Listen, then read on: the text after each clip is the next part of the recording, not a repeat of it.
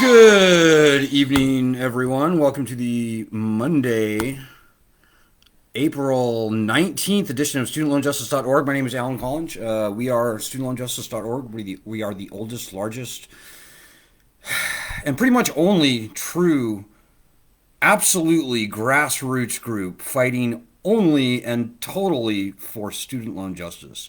We've been around for 16 years now. We've been featured on NPR and PBS and Fox News and many other places. Let's just say that. Suffice it to say, we know a few things about student loans. We fight only and totally for student loan borrowers. And at this late date, I am very. It is interesting to note, let's just say, that this lending system is catastrophically failed. For the first 15 years of our existence, we fought very moderately only for the return of bankruptcy protections to student loans, and Congress let us down. Now we are in this pandemic. Even before this pandemic, I should say, roughly 80% of all, certainly federal student loan borrowers, were never going to be able to repay their loans. They were either in default, for forbearance, deferment, or otherwise delinquent, or, and that's like 65%, or they were in pain, and their loan balances were going up, and that's like 15%. So the default rate for subprime home mortgages, which I think most people would agree was a catastrophically failed lending system, or at least a very failed lending system, let's be a little nicer. The default rate for subprime home mortgages was 18%, 1-8. Well, we, even before the pandemic, were headed for a student loan, federal student loan default rate of something like 75%, if not higher. So when I say catastrophically failed, that is a very well-deserved modifier there. Should I say qualifier? So welcome. We're glad that you found us. If you're out there sweating your student loans like 4 out of 5 of all student loan borrowers were doing before the pandemic, then you came to the right place. We continue to fight for the return of bankruptcy protections. It's true. That is a necessary precondition for anything else that might happen in the future. But folks, it is time to cancel these loans. We just discovered that over a third of U.S. states, the citizens of those states owe more than their entire state budgets in student loan debt. I mean, think about that. State of Georgia, for example. State of Georgia's entire state budget, that's both federal and state dollars, is $48 billion. That's a lot of money. Well, the people of Georgia owe $82 billion in student loan debt. That's just obscene and ridiculous. I don't care who you are. I don't care whether you're a Democrat or a Republican, whether you have student loans or whether you don't. That is just obscene and unacceptable. But it's not just Georgia, guys. It's literally 18 states in the country owe more than their entire state budgets in student loan debt. In the case of Georgia, by the way, $82 billion, that would buy every farm, every peanut, peach, and other farm, every farm in the state of Georgia you could buy with that and still have $20 billion left over. Similar numbers for North Carolina, by the way, I happen to know. So lots going on, guys. Right now, the top of the news is our petition. We started a petition on change.org in March of last year, so about 13 months ago, calling on the president to cancel, at that time President Trump, calling on the president to cancel all federally owned student loans by executive order. He can do this. The Higher Education Act gives him full authority, and the Secretary of Education gives them, Higher Education Act gives both of those entities, offices, the full, broad authority to cancel federally owned loans by executive order only. You don't need Congress. You don't need a new law. In fact, you don't need one dime from the Treasury, and you don't need to add one penny to the national debt. We're throwing trillions of dollars out into the economy right now in the form of this pandemic stimulus, some of which includes these PPP loans that don't need to be repaid. Well, all of those stimulus measures require either adding to the national budget or literally writing a check from Treasury. You don't need to do either of those things to cancel federally owned student loans. Important distinction: federally owned student loans versus non-federally owned. All student loan debt, the federal government owns 87% of all student loan debt, period. So 87% of all student loan debt is owned by the federal government and could be canceled by the president tonight.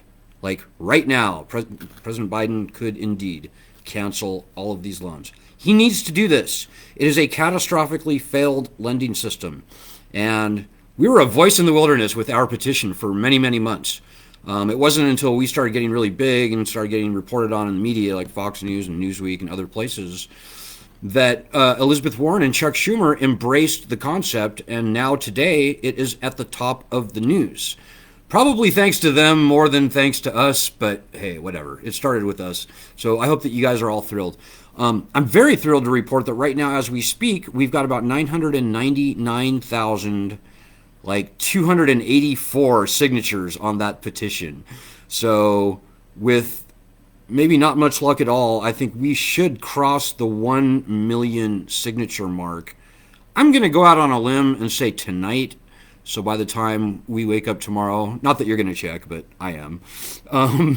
By the time I wake up tomorrow, we should be over the 1 million signature mark.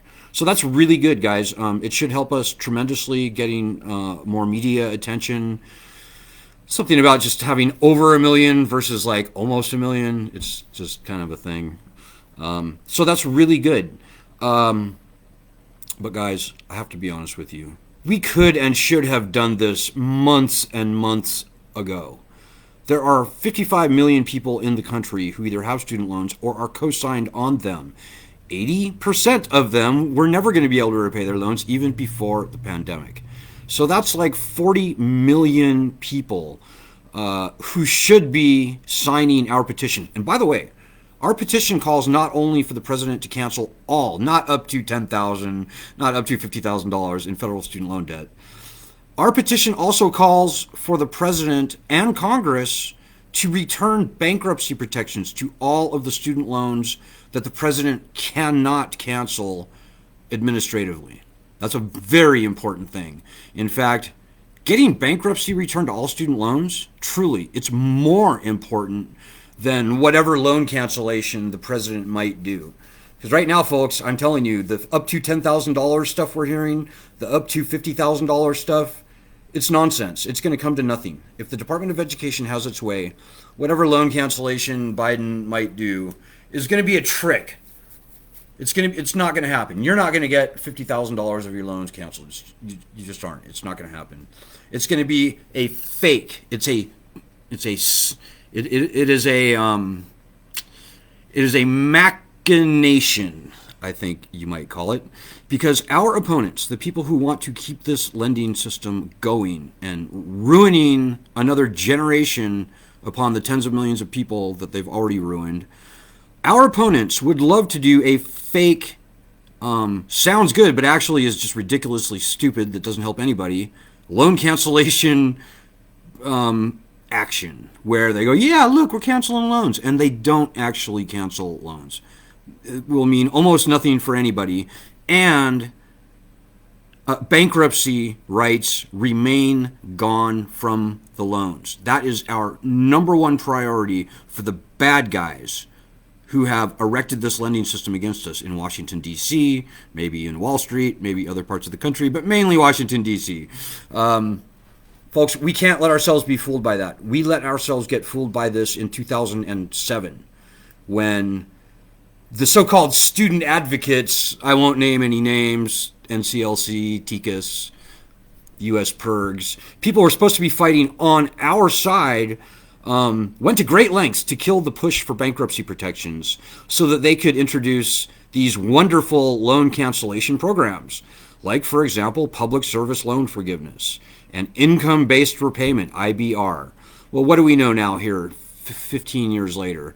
We know that those are abject failures. We know that 99% of the people are getting kicked out of those programs rather than receiving the loan forgiveness that is promised.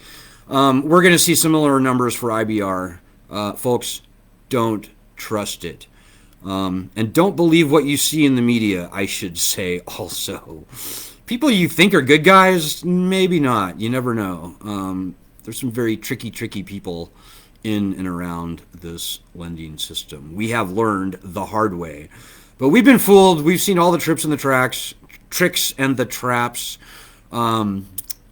We can usually spot the nonsense, and there's a lot of it out there. 90% of the stuff you see in the media is frankly nonsense. It is swamp, student loan swamp nonsense, misinformation, disinformation thrown out to confuse, discourage, and demoralize you, demotivate you. That's what they like. They love it when you do nothing. So please don't give them the pleasure. We stand at the cusp of getting these loans gone, guys. We may be able to get it done the easy way. And the easy way is where, at the end of the day, Biden does indeed cancel the loans. Congress, and maybe the president also, do indeed return bankruptcy protections to all the loans that remain. That's the easy way. It could be very hard and messy and terrible, actually. It could be a years-long unwinding that's painful, and federal SWAT teams raid people's homes, which they've already begun to do, believe it or not. I know that sounds crazy, but indeed, Google federal marshals, student loans, and like Akers, Akers. That's one guy that we know of who, because of his student loans, literally got his home raided by federal marshals, and got taken away in arrest, I should say, as well. So we don't want that dystopian outcome, guys. We want a clean death to this catastrophically failed lending system. On that note, two quick things. There was a thing on C-SPAN today where a Washington Post reporter, whose name escapes me, discussed it. I was pleasantly surprised to see that the people who called into the show, about 4 out of 5 were for loan cancellation. That was surprising to me. That's a good thing. I'm also very happy to tell you that we are working very hard to get that story out that I told you about at the top of this broadcast about all the states who owe more than their state budgets in student loan debt. Very happy to let you know that news stations in both Georgia, Ohio, the Cleveland area, Denver, Portland, and I think 1 or 2 other cities are working on stories right now. If you live in any of those areas and you want to be interviewed, send me an email, justice@studentloanjustice.org. Tell me where you're from, number one, but tell me a little bit about your student loan conundrum, situation, whatever, horror story, nightmare maybe is a better word. Let us know about your loan situation. That gives us something that we can forward to these news organizations, and hopefully they'll interview you. Hopefully they will interview you. That would be very good. We need to put a human face to this problem, and that's where we come in. So please do that. But I hope you guys are all thrilled. This petition has been a long time growing. As I said, we could have 40 million signatures on this petition, guys, truly. But the sad fact is that 9 out of 10 people, in fact, probably closer to 9.8 out of 10 people, don't even know about our petition. If they did know, they would sign. So, word of mouth is key. We don't have $1 million budget. We have almost no budget, actually, to speak of. By the way, if you can make a donation right now, it'd be very welcomed. studentloanjustice.org/support. We cannot do this without your support. We can do it on very little, though, and we do. But we don't have a marketing staff. In fact, we don't have any staff. All we have are people, good people. You, me, Ed, our other state chapter leaders, our new international expat state chapter leader, Heather Taylor, and many, many, many other people who are doing the hard work in the trenches for no money, 100% volunteer thing. We're doing everything we can, but you have to help us. You've got to help. This is not a battle that you can watch happen from the sidelines. These are your loans. This is your fight. This could have a good ending. which we are fighting for. And I think it will when even half the people on our group stand up and start getting their knuckles dirty. But as long as you sit there and wait and watch and worry and hope and expect that somebody else is going to pull your weight for you, then nothing will happen and we're going to get that bad outcome. You're probably going to die with your student loan debt if you do not help us. I'm just saying, that's what we have noticed. That's the way this thing goes. When nobody does anything, nothing gets done. Nothing good anyways. We cannot count on the people in Washington, D.C. to actually solve this problem. They have no desire or intentions of doing so. At best, even the good guys in Washington, D.C., and I say that in a very jaded and cynical way, I should say, after doing this for 16 years, they don't really want to solve the problem. They're making too much. I mean, this is their mainstay. They're pimping this problem. They want to fundraise off of this problem. The Democrats, they're starting to win elections on this problem, like in Georgia. And we're a nonpartisan group, guys. I'm just saying. We hate the Republicans. We hate the Democrats. Roughly equally. Maybe the Democrats are a little better, but truly, guys, most everybody in Washington, D.C., they would rather milk this problem. The Democrats can milk it for votes. Look what happened in Georgia, right? The Republicans, who knows? I don't know what their motivations are. I don't like to speak about political parties as a block because that's just not reality. They comprise people. But certainly the power brokers in Washington, D.C., they like to milk crises. They don't like to solve crises. Only as a last resort will they actually solve a crisis. So just remember that. It's up to us, guys. There's no reason why we can't have 10 million signatures on this petition tomorrow. If you know 12 people with student loans, 10 of them were never going to be able to repay their loans, even before the pandemic. So, and even if you don't know 12 people with student loans, I bet you can find 12 people on the internet who do have student loans. You need to tell everyone you know with student loans and or find 10 people that you don't know with student loans and get this petition in front of their faces. Change.org/cancel student loans. Now, we're hitting 1 million probably today. And the first thing we're going to do tomorrow is ask everybody to get, one way or the other, get 10 people to sign. I know that's a lot. It might take you a couple days, but I think you can do it. It might take you a week, but I think you can do it. I know how hard it isn't. I know how easy it is. You know, just pasting the link in 25 well thought out places on the internet will probably get 10 people to sign. So it's not hard.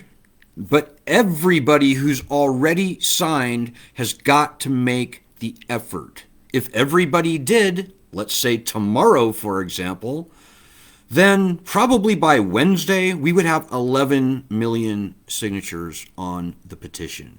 Now that is a size a little bit more appropriate to the size of the problem. Quite frankly, I would hope that we could get 20 or 25 million people to sign, really. There's no reason that we can't. Everything's really turning our way. The facts are on our side. There's no doubt about that. Our argument is sledgehammer-like strong. Many conservatives who up to this point have been like, "Hey, I paid for my loans. Why don't you pay for your loans? Or you borrowed money, you got to pay it back." Well, even those people, when they actually are confronted by the facts about this predatory lending system, they typically join us and come onto our side because this is a big government monstrosity that no true conservative should support. This is also a college enriching monstrosity that most conservatives don't like the colleges. So there are ways that we can argue this to both the left and the right and everybody in between. We've got a sledgehammer argument to make, guys, but it doesn't make one bit of difference if we don't swing that sledgehammer. And that starts with you. It starts with every single person on this group. So please, just remember that. Let's try and hit it hard tomorrow. Try and get 10 people to sign the petition over the next week. In fact, try and get 10 people to sign tomorrow so you can be done with it. If you post the petition, let's say in 50 places, you'll probably get 15 or 20 people to sign. So just think about that. You can also boost the petition, which means paying change.org some money, and they will market it for you. And it's kind of expensive, I know, but I think it's probably worth doing. We get about a third of our signatures that way, so whatever. But with that, I will just wish you all good luck, Godspeed. Thank you to everybody who has helped with this petition, with spreading this current news that I have pasted over here. And I'm hoping you will get to your local news media over the next couple days. Thanks to everybody who's helped. To everybody who's been sitting on the fence, hoping somebody else will do your work for you. Get off your ass, please. Why don't you help us win this because of your efforts instead of in spite of your laziness? We're tired of pulling your weight for you, and I think I speak for just about everybody who's doing the real work necessary to get this problem solved. We're on the right path. We're on the good side of this battle. We are the good guys. The founding fathers are on our side. The Constitution is on our side. And 50 million people in the country are on our side, whether they even realize it or not. So take heart. Good luck. I will be back on Wednesday. Ed will see you tomorrow. Godspeed. And God bless everybody. And change.org/cancel student loans.